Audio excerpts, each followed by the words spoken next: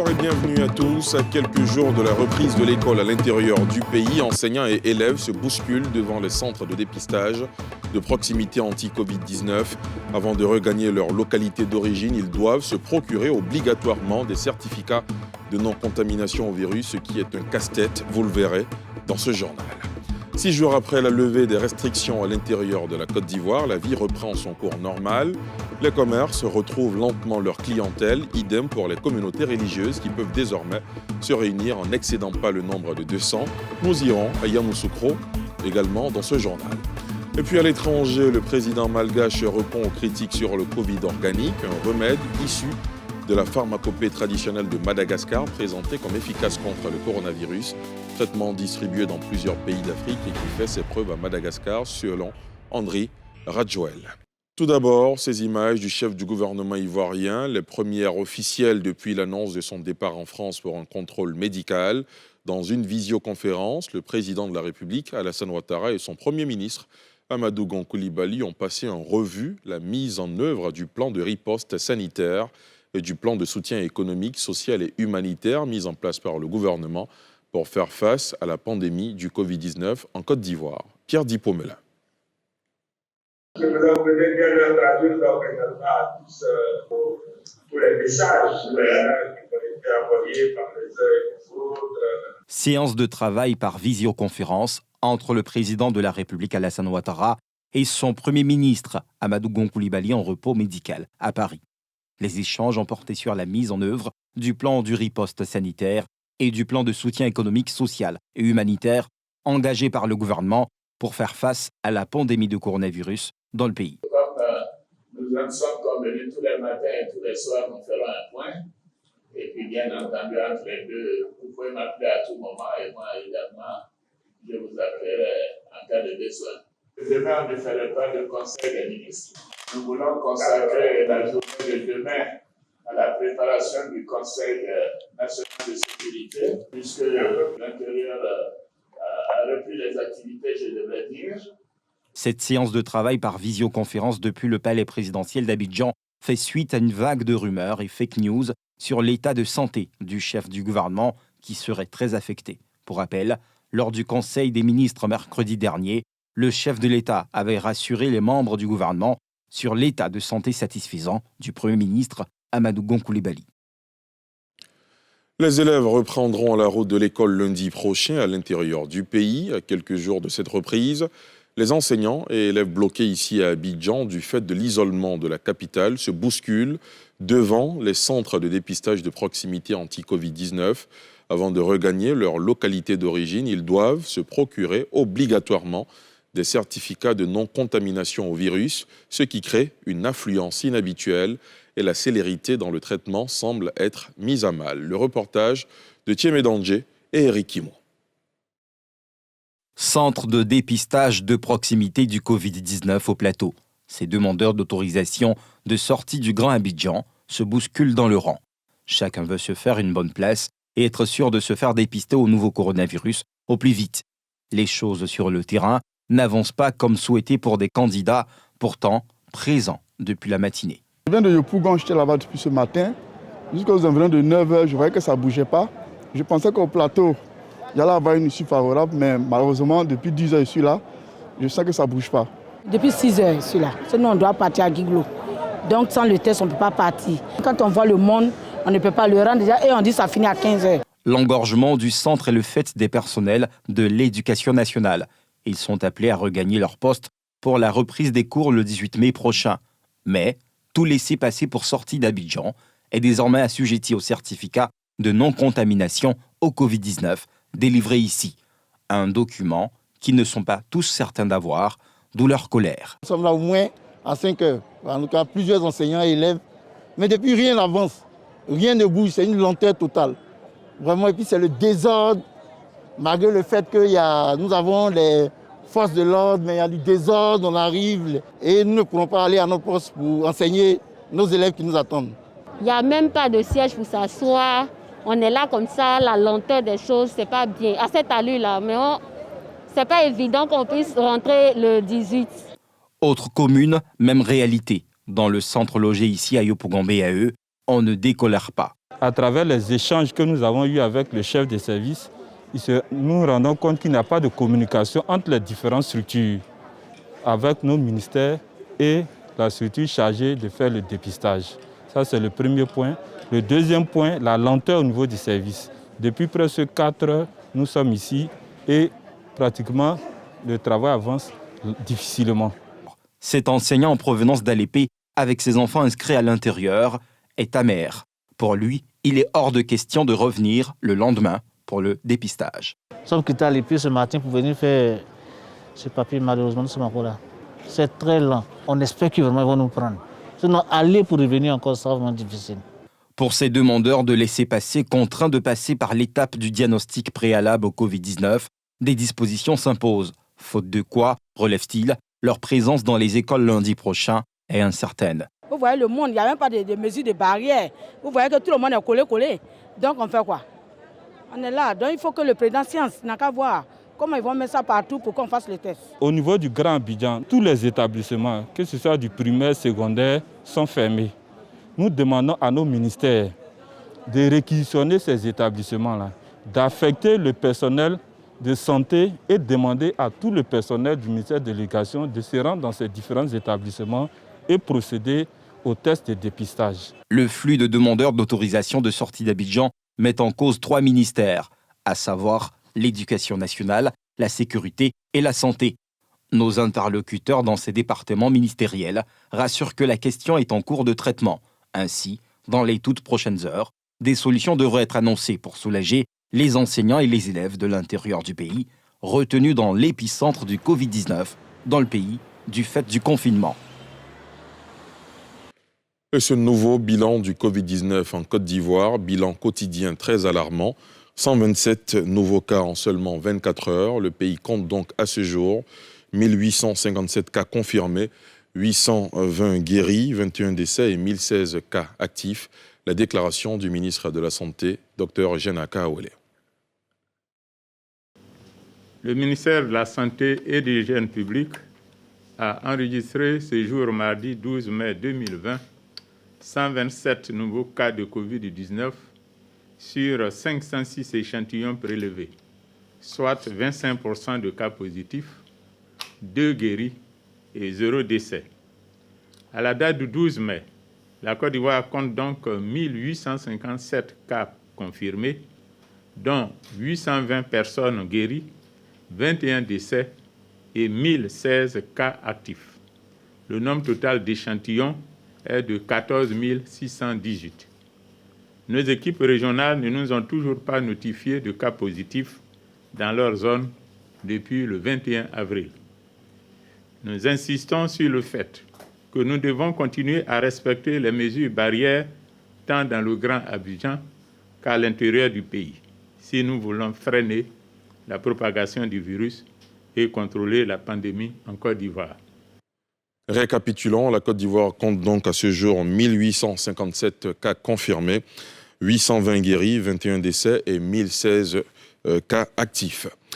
Depuis jeudi dernier, le nombre de personnes autorisées pour les grands rassemblements est passé de 50 à 200 pour les villes de l'intérieur du pays. Décision du chef de l'État qui fait suite au constat qu'aucun cas positif n'y a été détecté depuis le 21 avril 2020.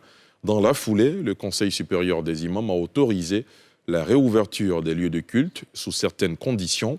Comment est accueillie la nouvelle au sein de la communauté musulmane de Yamoussoukro? Le constat de Nadia Eidja et Eric Kimon.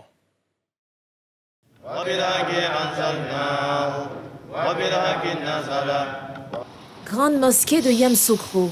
Il est un peu plus de 13 heures quand arrivent pour la prière les fidèles musulmans. Une première depuis le début du Ramadan, en raison des restrictions imposées par la pandémie de coronavirus. C'est donc avec enthousiasme que ces croyants retrouvent leur lieu de culte en ce mois sacré. C'était un peu dur pour la prière, c'était un peu compliqué pour nous les musulmans, parce que c'est dans la mosquée on peut presque tout faire. D'autres même viennent faire tout le mois même dans la mosquée, sans aller à la maison, faire tout. Et on a prié bien, l'imam est là, tout le monde a prié, les MS sont bien respectés, c'est bon. Même si la joie de prier avec sa communauté est grande, la menace du coronavirus exige tout de même de maintenir les gestes barrières. Quand on nous a dit que à l'intérieur du pays, on peut se rassembler dans les lieux de culte. Vraiment, moi, j'ai vécu ça comme c'est le jour des fêtes du Ramadan même. Mais il est de notre devoir maintenant de respecter les barrières qui sont données pour que Allah nous épargne de ces pandémies-là.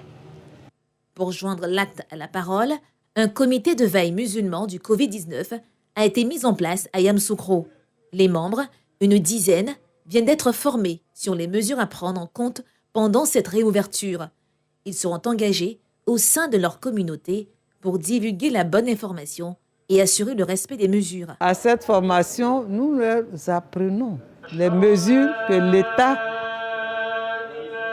a décrétées pour bouter le Covid-19 hors de la Côte d'Ivoire. Et lorsque quelqu'un est enrhumé, qu'il ne se cache pas, qu'il aille vers un centre de santé ou qu'il appelle les numéros verts qui ont été donnés pour qu'on puisse le prendre en charge rapidement. Cette formation est importante puisque quand nous constatons dans nos sociétés, l'information n'est pas trop bien passée concernant la maladie elle-même. Parce que la majorité continue toujours à croire que cette maladie n'existe pas. Alors que c'est une réalité que nous devons comprendre et comment l'affronter. Environ 140 imams de la capitale politique sont concernés par cette formation. La réouverture des mosquées pour les 5 prières quotidiennes fait suite à l'allègement des mesures barrières pour l'intérieur du pays. Cependant, en guise de précaution, il est recommandé le respect de la distanciation et du nombre maximum de 200 personnes au cours de rassemblements, le lavage des mains à l'entrée des mosquées, la fermeture immédiate des lieux de culte après chaque prière obligatoire, le port du cache-nez obligatoire, mais aussi des tapis personnels à transporter pour la prière. Et toujours sur place dans la capitale politique ivoirienne, depuis la levée du couvre-feu, les maquis et restaurants fortement impactés par cette crise sanitaire ne se sont pas fait prier pour reprendre du service. Un ouf de soulagement partagé du côté des clients qui semblent avoir retrouvé le bonheur de la vie sans contrainte. Nadia Edja, Eric Kimo.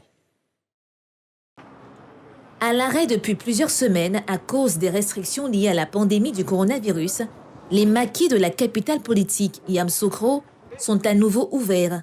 Ici, à la gare routière, point de concentration de plusieurs petits commerces. Les vendeuses de poissons braisés se réjouissent de reprendre leurs activités, principale source de revenus. Quand on a arrêté, c'était un peu difficile pour nous parce qu'on n'arrivait pas à trouver les fonds pour nourrir un peu la famille, puis les dépenses de la maison. Donc remercier le ciel que ça a repris un peu. Beaucoup pas, les gens travaillent dans la journée, mais le plus intéressant toujours, c'est la nuit à la gare routière ici. Parce que c'est un coin de week-end, raison pour laquelle nous, on est là. Actuellement, où il n'y a plus couvre-feu là, moi je vois ça bien parce que le jeudi même, ils ont lancé qu'il n'y a plus couvre-feu.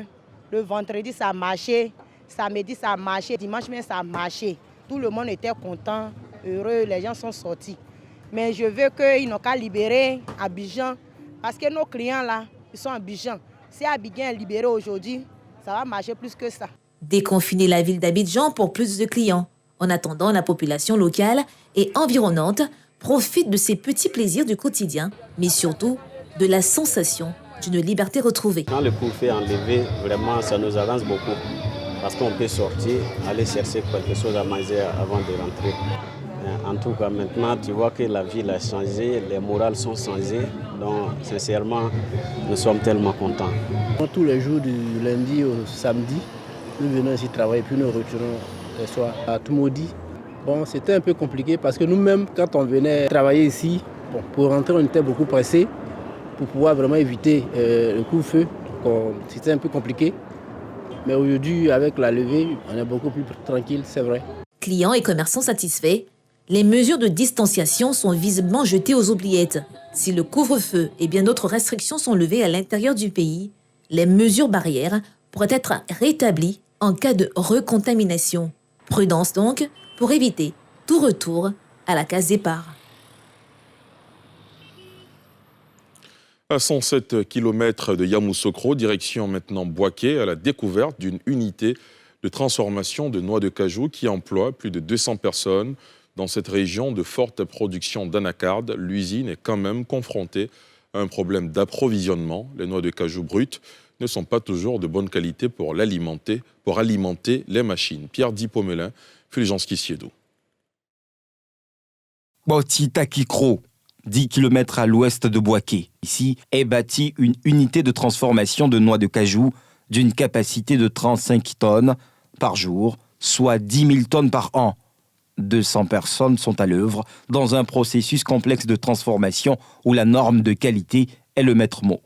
Alexis est le chef d'orchestre. Sa journée démarre ici, dans cet entrepôt de stockage de 8000 mètres carrés. Le lot d'hier, le BE 147, on va le mettre en production aujourd'hui. Quadio, d'accord? Au calibrage là, il faut assurer que cette quantité-là soit transformée.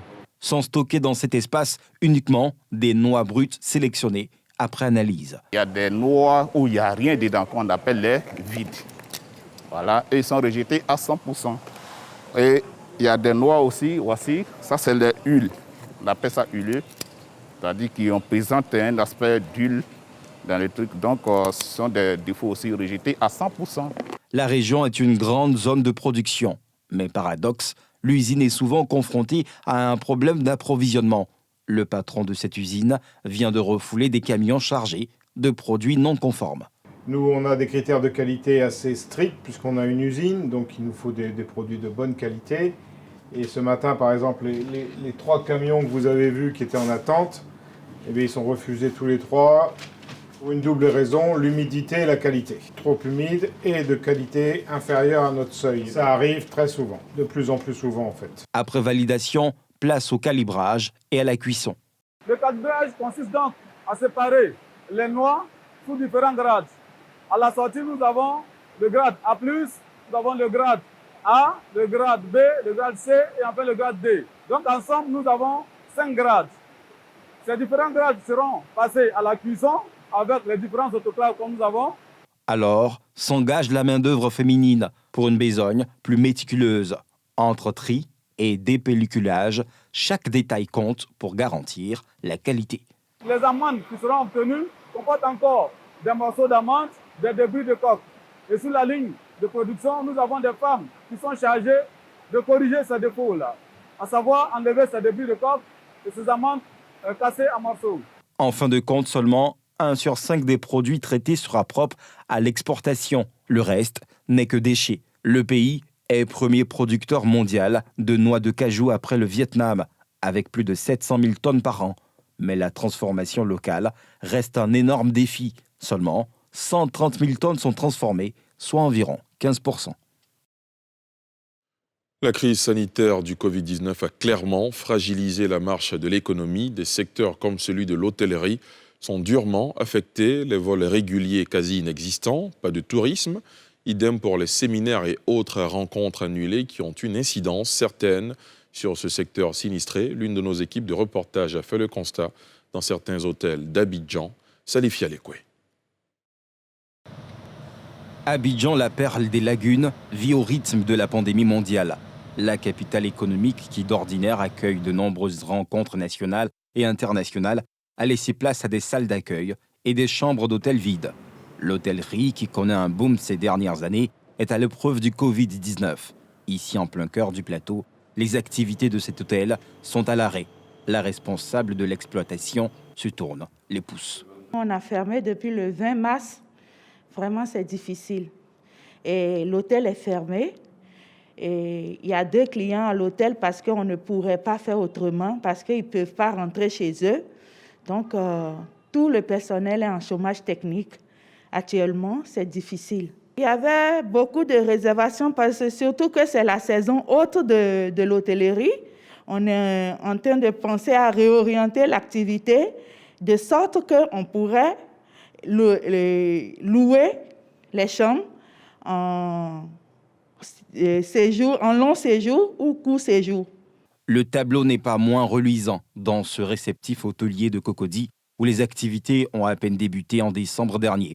Un investissement impossible à rentabiliser avec cette donne sanitaire à fort impact économique. Nous la vivons comme tous les autres, dans la tourmente, parce que nous ne savons vraiment pas à quand la reprise. Alors, nous sommes là et nous attendons. Nous attendons voilà, la fin de la pandémie. Le personnel est en chômage technique. L'établissement est carrément en berne. Donc, il faut dire que notre investissement a été touché de plein fouet. Que les barrières soient levées, surtout le couvre-feu, que les activités reprennent, même si c'est nonchalamment, mais toujours est-il qu'il faut que les activités reprennent pour que chacun de nous, quand même, essaie de monter la pente. Les autorités ivoiriennes ont annoncé des mesures afin d'atténuer les efforts de la crise et préserver les emplois. En attendant l'application effective de toutes ces déclinaisons, les premiers responsables des structures hôtelières, face à l'impasse, se voient obligés de mettre au chômage, comme dans d'autres secteurs. À l'étranger, le président malgache répond aux critiques sur le Covid organique, un remède issu de la pharmacopée traditionnelle de Madagascar, présenté comme efficace contre le coronavirus, traitement distribué dans plusieurs pays d'Afrique et qui fait ses preuves à Madagascar, selon Andri Rajwel. Reportage. Pour le président malgache Andry Rajoelina, le Covid organique est efficace, non seulement pour prévenir le coronavirus, mais également pour guérir de la maladie. Dans un entretien accordé à France 24 et RFI, il répond aux critiques de l'OMS sur l'efficacité de ce remède issu de la pharmacopée traditionnelle de Madagascar. Si ce n'était pas Madagascar, mais si c'était un pays européen qui aurait découvert en fait ce remède, est-ce qu'il y aurait autant de doutes? Je ne pense pas. L'Organisation mondiale de la santé a mis en garde jeudi les dirigeants africains contre la tentation de promouvoir et d'utiliser le remède malgache sans test scientifique préalable. Selon Andry Rajoelina, les statistiques du Covid-19 sur le territoire malgache en disent long sur l'efficacité du Covid organique. Quelle est la preuve qu'on peut démontrer et que nous pouvons fournir actuellement? C'est bien évidemment la guérison de nos malades. Le Covid organique contient essentiellement des plantes médicinales avec la majorité de l'Artemisia, une plante connue pour son efficacité contre le paludisme. À ce jour, 183 cas d'infection au Covid-19 ont été rapportés sur la Grande Île, dont 105 guérisons et aucun mort. Au Sénégal, le président Macky Sall a annoncé hier un assouplissement des mesures de restriction adoptées contre le Covid-19, à commencer par une réduction du couvre-feu nocturne à partir d'aujourd'hui mardi et la réouverture des lieux de culte. Comme les autres pays du continent, le Sénégal est économiquement affecté par cette crise sanitaire. Pierre Dipomela.